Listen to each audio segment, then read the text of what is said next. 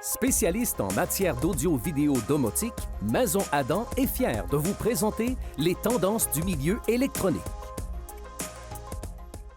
Ici Michel Carrier, bienvenue à cette autre émission en compagnie de José Adam, le passionné.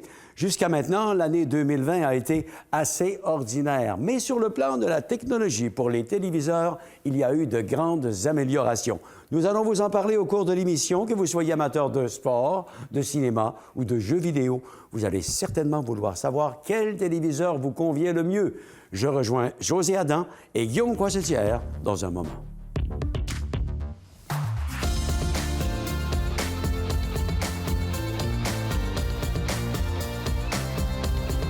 Maison Adam. Donc, c'est un grand plaisir pour moi de retrouver mes comparses un peu quand on parle d'électronique ici à la Maison Adam. José Adam. Bonjour, José. Bonjour, Michel. Et le fidèle collaborateur qu'on a, Guillaume Coisetière aussi, qui est l'expert en la matière. Alors, Oui. messieurs, Allô, Michel. pour la rentrée, ça me fait plaisir de vous retrouver pour parler de téléviseurs. Les nouveaux modèles sont arrivés. Les gens sont anxieux d'en savoir davantage sur les modèles de téléviseurs 2020. Parce que je suis sûr qu'on va regarder pas mal la télé bientôt. Oui, absolument. Bien, il y en a qui l'ont regardé pendant des semaines et même des mois. Ça va continuer. Alors, je pense qu'ils vont être très intéressés à suivre qu'est-ce qu'on a à dire sur les fameux choix de José en téléviseur. Alors, les nouveaux modèles sont arrivés début juin. Je vous dirais, ces modèles-là vont se poursuivre jusqu'à la mi-année 2021.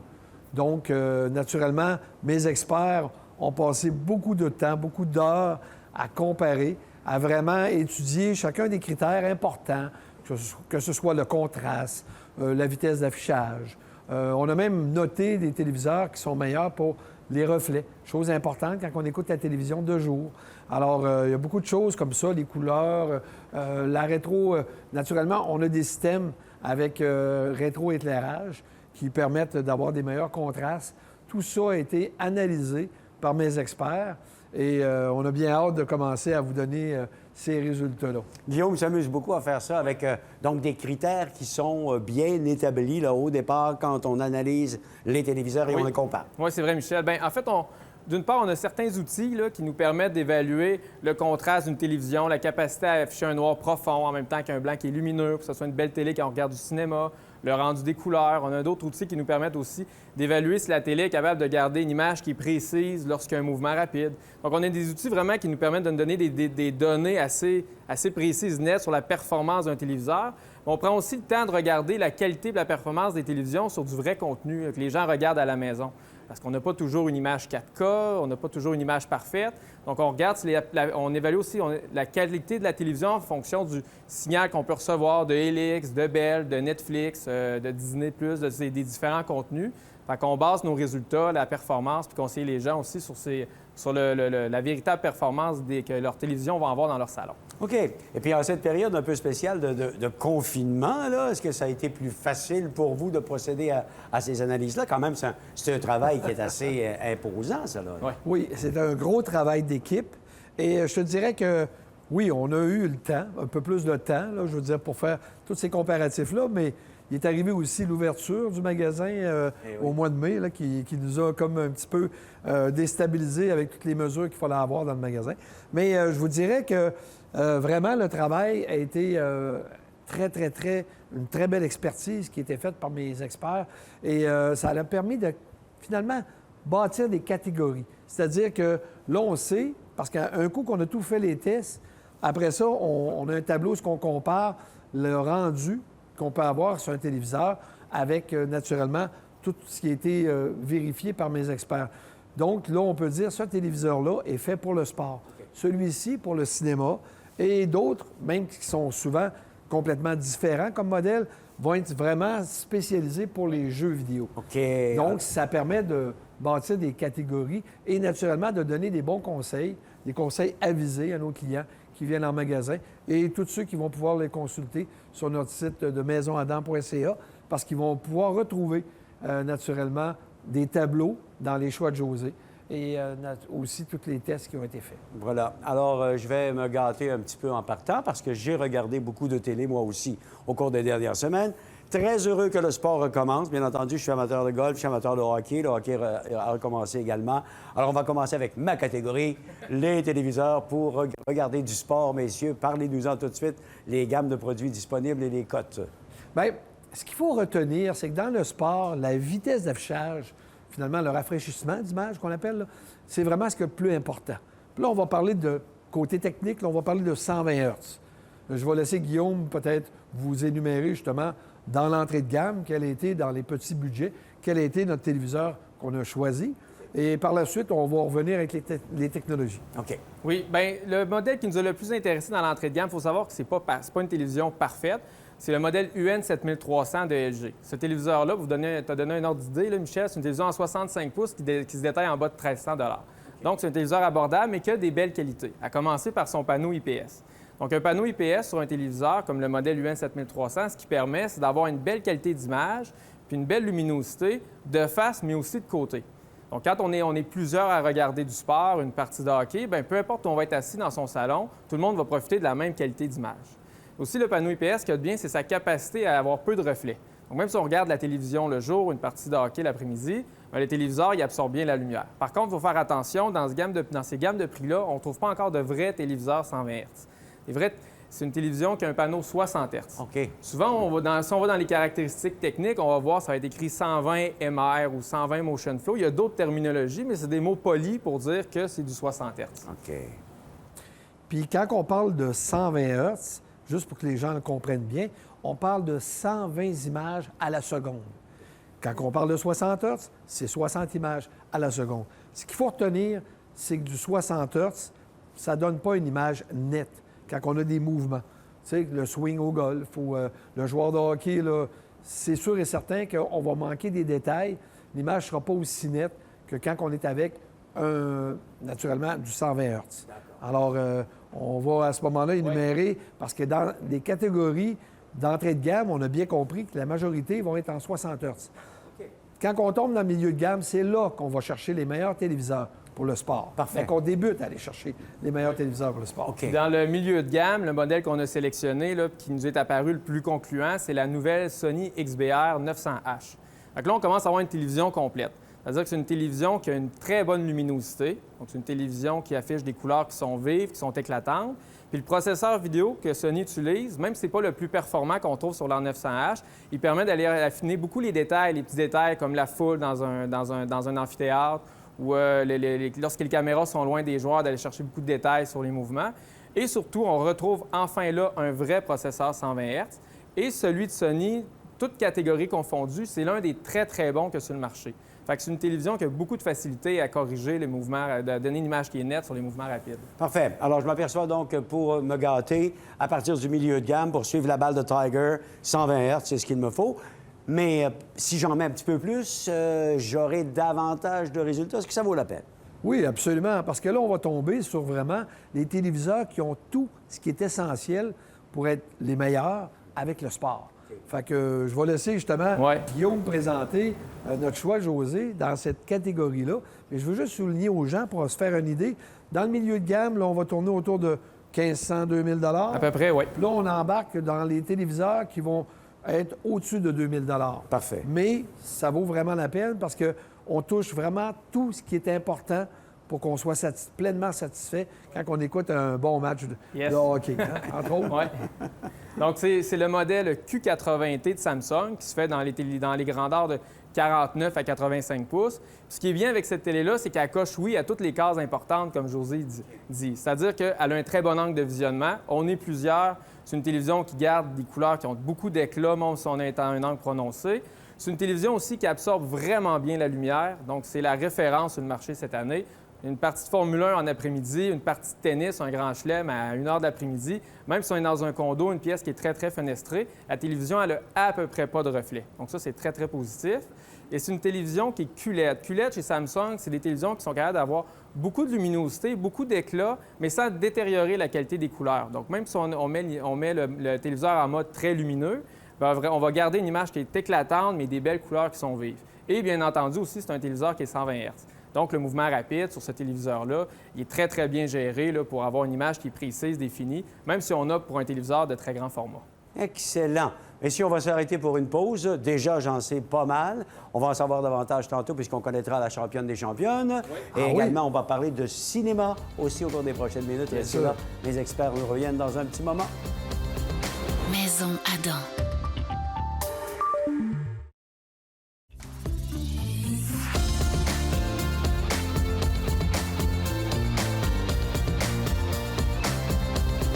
Maison Adam. Nous sommes de retour à notre émission avec José Adam le passionné, Guillaume Croissetière, le connaisseur également, avec le dévoilement du meilleur téléviseur pour le sport. C'est avec ça qu'on vous avait laissé il y a un moment. José, je te laisse nous le dévoiler. Bien, encore cette année, c'est dans la technologie OLED qu'on retrouve le meilleur téléviseur pour le sport. Et c'est la compagnie Sony qui se démarque avec leur nouveau modèle, le XBR A8H. Qu'est-ce qui sont les critères qui font que ce téléviseur-là est meilleur que les autres? Au départ, il faut savoir que le OLED, on a une vitesse instantanée au niveau de l'affichage de l'image, contrairement à ce qu'on a parlé tout à l'heure avec le Dell, où est-ce qu'il faut avoir du 120 Hz. Ici, on est plus rapide que ça, encore une fois. Donc, pour du détail, pour des images nettes, le OLED est vraiment supérieur. L'autre avantage qui est très pertinent, c'est que quand on est plusieurs à écouter une émission de sport dans le même salon, bien, on a des angles différents. C'est pas un critère, si vous voulez, où est-ce qu'on a de la difficulté avec un téléviseur OLED. Au contraire, pas mal tout le monde va voir les mêmes richesses de couleurs. Tout est apparent. Et le nouveau modèle a un processeur X1 Ultimate qui est vraiment, je vous dirais, le processeur qui offre le plus de définition. Et on l'a vraiment comparé à tous les téléviseurs sur le marché, peu importe les gammes de prix. Et on a été très impressionnés.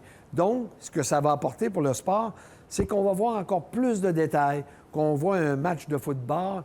On peut même quasiment lire sur la carte là, du corps arrière, ces jeux. Les jeux qui j'exagère un peu. Là. Mais sérieusement, c'est vraiment, on a un téléviseur qui offre énormément de détails.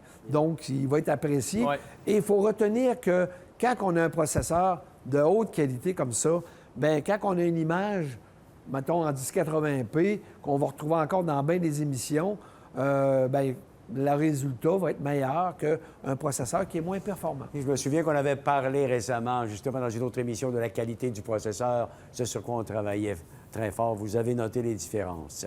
C'est bien beau tout ça, mais si j'aime le cinéma, par exemple, est-ce que ces critères-là s'appliquent pour des téléviseurs dont je me sers pour regarder particulièrement du cinéma? Bien, il y a des différences quand même. Là. Tu sais, je veux dire, les critères pour le sport, on l'a dit au début, c'est les angles de vision, on a tenu compte même du reflet tantôt quand on a choisi la Q80T. Et naturellement, la vitesse d'affichage est l'élément, je considère, le plus important pour une netteté d'image. Mais oui, on va avoir des films d'action que le téléviseur, c'est important qu'il ait les mêmes critères. Mais je vous dirais que vraiment, ce qu'on va regarder, ça va être plus la performance avec le HDR. Le HDR, c'est ce qui rehausse la qualité d'image, qui rehausse les couleurs quand on a une image qui est sombre. Chose pertinente et importante, là. Naturellement, dans l'écoute de films en cinéma et en télésérie. Ici, on n'écoutera pas le jour, donc l'anti-reflet ne devient pas important. On écoute souvent le soir, ces émissions-là. C'est vrai. Et donc, pour une entrée de gamme, par exemple, pour un téléviseur cinéma, là, ça donne? Le modèle qu'on a retenu là, dans l'entrée de gamme, c'est le téléviseur, la série Q60T de Samsung. C'est un téléviseur qui est disponible dans presque tous les formats, là, du 43 au 80 pouces et plus. Là. Donc, la particularité avec le modèle Q60T par rapport à d'autres téléviseurs dans la même gamme de prix, c'est la capacité de la télévision à afficher un bon taux de contraste. Souvent, les télévisions abordables, ces télévisions, lorsque l'image est sombre, les couleurs vont avoir tendance à être bouchées. On ne verra pas beaucoup de détails. La Q60T, comme elle a un bon taux de contraste, est capable de bien gérer les écarts de luminosité dans une scène. Donc, c'est une télévision avec laquelle on va avoir beaucoup de détails. Aussi, le rendu HDR, la technologie QLED de Samsung, bien, ça permet d'avoir une belle luminosité. Donc, c'est un téléviseur qui, pour sa catégorie de prix, est capable de donner un bon rendu HDR. Donc, dans les téléviseurs à plus petit budget, le modèle Q60T, là, cette année, là, c'est notre meilleur choix. Bien. Et maintenant, évidemment, je veux en savoir un petit peu plus sur la moyenne gamme parce que je me dis, bon, bien, tant qu'à investir des sous, je pourrais y aller peut-être avec un petit peu plus de budget. Oui, bien, de toute façon, quand on tombe dans le moyen de gamme, bien souvent, c'est 300 400 maximum de différence. Là, tout dépendamment des marques, là. Donc, ça vaut la peine de l'investir parce que les téléviseurs de moyen de gamme pour le cinéma vont avoir travaillé au niveau de la le rétroéclairage, c'est-à-dire qu'ils vont avoir des systèmes plus performants. Exemple, un très connu est le Full Array Local Dimming, qui permet vraiment d'avoir un bon contraste entre les noirs et aussi qui va apporter des couleurs plus nuancées. C'est tous des avantages qu'on va retrouver dans cette gamme de téléviseurs-là. Et je laisse Guillaume nous présenter le gagnant dans le milieu de gamme. Dans le milieu de gamme, notre meilleur choix, c'est arrêté à nouveau sur la Sony XBR 900H, qui est aussi notre meilleur choix dans le sport. Donc, la Sony 900H, dans cette gamme de prix-là, c'est un des rares téléviseurs qui a un système de rétroéclairage par zone complète. Donc, les lumières qui vont permettre de gérer la luminosité du téléviseur, au lieu d'être en bordure, sont derrière le panneau. Donc, c'est un téléviseur qui est capable de donner une image qui a beaucoup d'éclat, puis des noirs aussi qui ont beaucoup de profondeur. Une autre particularité de cette télévision-là, c'est le processeur vidéo. On ne retrouve pas le meilleur processeur vidéo de Sony dans ce modèle-là, mais il est quand même très, très bon en comparaison de ce qu'on retrouve sur le marché dans la même gamme de prix. Donc, c'est une télé qui va afficher des couleurs qui ont beaucoup de réalisme, beaucoup de nuances. Puis avoir beaucoup de nuances aussi, ça permet d'aller rechercher plus de définition dans l'image, plus de détails. Donc, pour l'amateur de cinéma qui a un budget moyen, le milieu de gamme, la 900H, c'est un très, très bon choix. Exact. Et tu parles beaucoup de qualité d'image, finalement. Quand on regarde une bonne série, quand on aime le cinéma, quand on aime les films d'action et tout ça, c'est tellement important. On a des téléviseurs grand format maintenant et plus on a de précision, plus on est content. C'est là-dessus qu'on mise la qualité de l'image. Exactement. Bon. Exactement. Et on veut avoir quelque chose de particulier. Si on va dans le haut de gamme, on va chercher le maximum qui est disponible, là. Bien, écoute, en partant là, les compagnies investissent encore plus sur le processeur. Comme tu le mentionnais, c'est lui qui apporte les détails. C'est lui qui fait que l'image, on va vraiment rentrer dans le film, c'est-à-dire qu'on va embarquer plus dans le film parce qu'on a un réalisme là, vraiment impressionnant. Donc, dans les modèles haut de gamme, je vais laisser Guillaume le présenter, mais on peut le voir ici entre le moyen de gamme chez Sony, qu'on a parlé tout à l'heure, la 900H, et celle qui est notre choix dans le haut de gamme, qui va être la X950H, avec le fameux processeur X1 Ultimate. Oui, c'est une belle surprise cette année pour toute l'équipe. Cette télévision-là, dès qu'on l'a allumée, là, déjà on a vu, wow, elle est à part. Là. Ça fait longtemps qu'on n'avait pas vu un aussi beau téléviseur-là dans cette gamme de prix-là, qui est quand même pas complètement déraisonnable. Là. Donc, c'est une télévision qui va afficher une luminosité puis une profondeur dans les noirs supérieure à ce qu'on retrouve dans cette gamme de prix-là. Pour le cinéma, c'est un très, très, très beau téléviseur. Puis on trouve le même processeur vidéo dans cette télé-là que dans leur téléviseur OLED. Donc, la gestion des couleurs, comment être capable d'aller rechercher des nuances, là, que ce soit dans une forêt ou dans un décor ou un panorama qu'un réalisateur va avoir filmé, c'est une très, très bonne télé pour le cinéma. Puis bonus aussi, c'est un téléviseur qui a un excellent angle de visionnement. Souvent, les téléviseurs qui ont une belle luminosité comme ça, on va avoir des télévisions, des couleurs qui vont parler quand on va regarder de côté. Mais ce n'est pas le cas avec la 950H. L'angle de visionnement, il est vraiment excellent. Fait que c'est un très, très bon choix pour le cinéma. C'est vraiment impressionnant. Je regarde ces images-là et puis finalement, on se dit, est-ce que c'est une fenêtre sur un aquarium que je vois présentement? Là, c'est vraiment quelque chose. On va s'arrêter pour la pause, le temps de la contempler un petit peu. Et José va nous donner l'ultime bonheur total en choix de télé pour le cinéma tout de suite après la pause. On va faire ça? Absolument. OK, à tantôt. Maison Adam.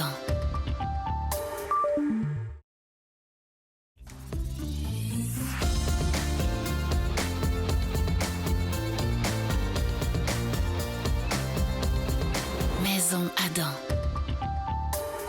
De retour à notre émission sur les téléviseurs en compagnie de José et de Guillaume. José va nous dévoiler à ce moment-ci quel est l'ultime choix, n'est-ce pas, qu'on devrait faire si on aime le cinéma en termes de téléviseur. À vous les honneurs, monsieur. Bien, j'aime ça que tu dises l'ultime choix parce que le téléviseur que je vais mentionner tout à l'heure a un processeur qui a le mot ultime dedans. Alors, écoutez, on va commencer par parler des téléviseurs OLED, encore une fois, qui se démarquent parce que, principalement, chaque pixel d'une OLED est contrôlé individuellement, ce qui permet d'avoir des couleurs beaucoup plus nuancées, ce qu'aucun autre téléviseur Dell peut faire, et des noirs très, très, très profonds. Alors, on sait que du côté de LG, cette année, on a amélioré avec la série CX et GX, on a amélioré la qualité d'image d'une manière assez impressionnante. Mais quand on parle d'un amateur de cinéma qui veut avoir l'image pure telle que le réalisateur l'a vue dans sa lentille, bien là, il faut aller chercher le meilleur téléviseur. Celui qui va nous donner le meilleur rendu HDR, qui rehausse les couleurs, qui rehausse les détails. Donc, c'est encore une fois la A8H de Sony. Le téléviseur qui se démarque le plus pour donner des couleurs réelles, naturelles et une très belle luminosité. C'est notre gagnant cette année. Et je vous dirais qu'on a même comparé avec des téléviseurs plus dispendieux et on était impressionnés de voir que ce téléviseur-là se démarque vraiment. Le HDR, c'est ce qui se fait, celui qui a vraiment, comment on dirait ça, scoré le plus. Oui, vraiment. Alors, c'est important de savoir qu'un téléviseur pour le cinéma, qui a des belles couleurs, qui a une belle richesse, qui a une belle profondeur de noir, il est plus captivant à regarder et plus intéressant là, pour des films, des téléséries.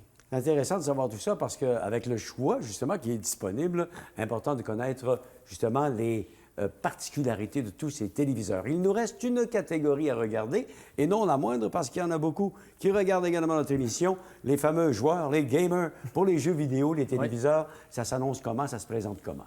Bien, c'est sûr que là, on n'a pas nécessairement les mêmes téléviseurs que tout à l'heure.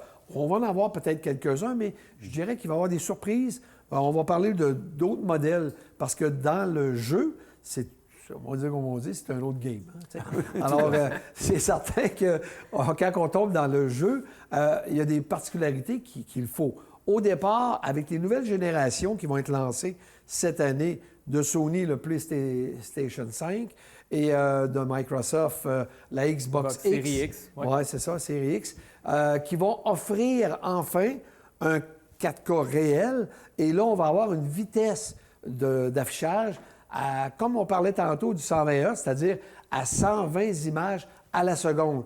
Dites-vous que les jeux actuels, on parle de 30 à 60 images à la seconde. Donc, c'est une grande amélioration qui va être possible d'avoir avec ces nouvelles consoles de jeux-là. Et naturellement, les gens vont vouloir avoir des téléviseurs qui ont une entrée HDMI 2.1, chose qui va être bien importante et recherchée. Oui, c'est ça. Pour le jeu, les critères qu'on analyse, on va chercher un petit peu de critères du cinéma et du sport. C'est-à-dire que pour le jeu, le rendu HDR est important parce que les jeux supportent maintenant le rendu HDR, comme le cinéma, les séries télé, la qualité, la richesse des couleurs, parce qu'aujourd'hui, les jeux, c'est beaucoup comme du cinéma. Il y a une réalisation au niveau des couleurs, des nuances pour donner une ambiance dans son jeu.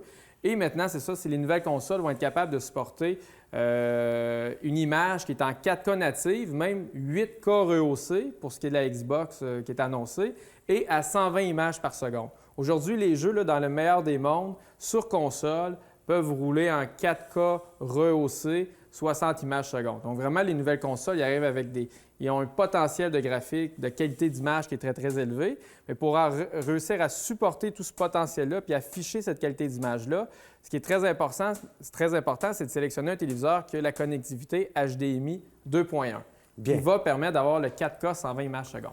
Parfait. Le moyen, donc, de se procurer un téléviseur pour l'entrée de gamme, c'est d'aller chercher ce genre de produit-là. Absolument, oui. Le modèle qu'on a retenu, c'est le téléviseur Q60T de Samsung, qui réunit beaucoup de bonnes caractéristiques, à commencer par ce téléviseur qui a un bon contraste, une assez bonne luminosité et surtout qui a un temps de réponse qui est très, très bas. Le temps de réponse, c'est le délai entre j'appuie sur un bouton sur ma télécommande, sur ma manette de ma console, puis l'action se répète à l'écran. Un très bon téléviseur, il y a 2-3 ans, c'était 25 millisecondes. Aujourd'hui, la Q60T, elle a un temps de réponse de 10 millisecondes.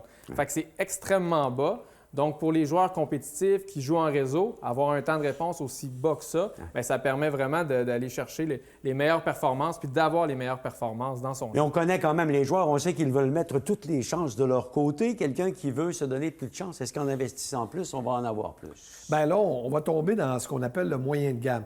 Naturellement, c'est des téléviseurs qui sont déjà pensés pour les nouvelles technologies avec une entrée HDMI 2.1. D'ailleurs, si on prend la X900H de Sony, c'est chez Sony ils disent bien que ça va être le téléviseur référence pour la PlayStation 5. Oui. OK. Par contre, pour les jeux actuels, nous avons vraiment sélectionné la Nano 90 et je laisse Guillaume la présenter. Oui, la Nano 90, là, c'est une très belle surprise là, pour un amateur de jeu qui cherche un téléviseur milieu de gamme.